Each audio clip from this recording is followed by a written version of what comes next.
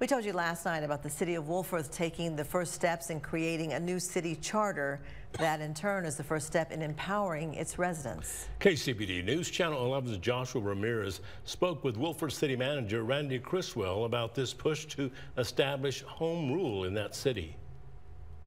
It's time for Wolfforth to reflect on who we want to be, and the charter allows us to do that, and hopefully our citizens will see the same thing. With a population of more than 5,000 people, Criswell says it's time for Wolfforth to establish home rule with the creation of a new city charter.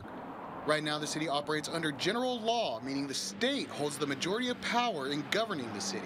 A general law city is really, in a lot of ways, kind of governed by the state and controlled to some degree by the state, whereas a home rule city controls itself with only prohibitions by the state having any effect on how they do business. That means residents will have more influence at the ballot box. Criswell says establishing a charter gives them the power to force votes on new city ordinances or to force a recall of a past election.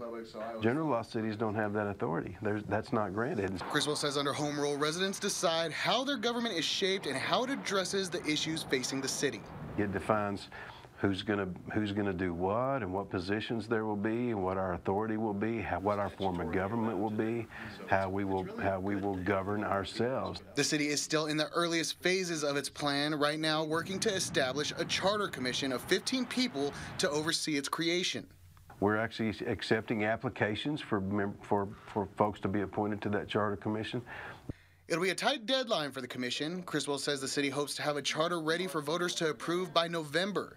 If you'd like to apply to be part of the city charter commission, we will have a link at kcbd.com. Joshua Ramirez, KCBD News Channel 11.